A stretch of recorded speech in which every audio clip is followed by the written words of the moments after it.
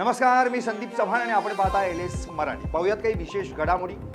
बारामतीत रयत भवन शेतकरी मॉलचं भूमिपूजन उपमुख्यमंत्री सुनेत्रा पवारांच्या हस्ते उत्साहात संपन्न। शेतकऱ्यांच्या मालाला योग्य बाजारपेठ आणि ग्राहकांना दर्जेदार उत्पादनं मिळावीत या उद्देशानं मॉलची उभारणी। महाराष्ट्र धर्म स्वातंत्र्य विधेयक सभागृहात मांडलं। पंकज भोयर यांची माहिती।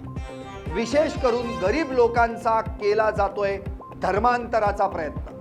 बळजबरी धर्मांतर करणाऱ्यांवर आळा घालायला हवा, पंकज भोयर यांचं वक्तव्य। मराठीचा अपमान खपवून घेतला जाणार नाही। लोअर परळमध्ये शिवसेनेचे आक्रमक आंदोलन।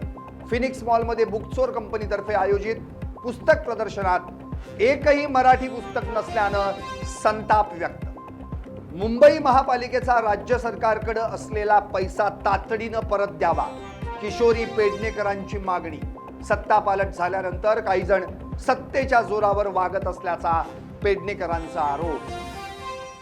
अटीतटीच्या लढतीत धाराशिव जिल्हा परिषद अध्यक्षपदी भाजपच्या अर्चना पाटील यांची निवड, तर उपाध्यक्षपदी शिवसेनेच्या उषा गायकवाड यांची निवड। शिंदे गटाचा अध्यक्ष होणार असल्याचं आमदार तानाजी सावंत यांनी म्हटलं होतं। साताऱ्यात गॅस तुटवड्यामुळे महाविकास आघाडीकडून जिल्हाधिकारी कार्यालयासमोर चुली पेटवून आंदोलन। आंदोलकांकडून टाट्या वाजवत केंद्र सरकारचा निषेध। राहुरी विधानसभा मतदारसंघाची पोटनिवडणूक काही दिवसात जाहीर होण्याची शक्यता।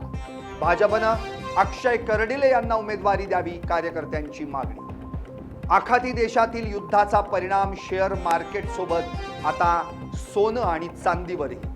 10 ग्रॅम 24 कॅरेट सोन्याच्या दरात 1748 रुपयांची, तर 1 किलो चांदीच्या दरात 8350 रुपयांची घसरण।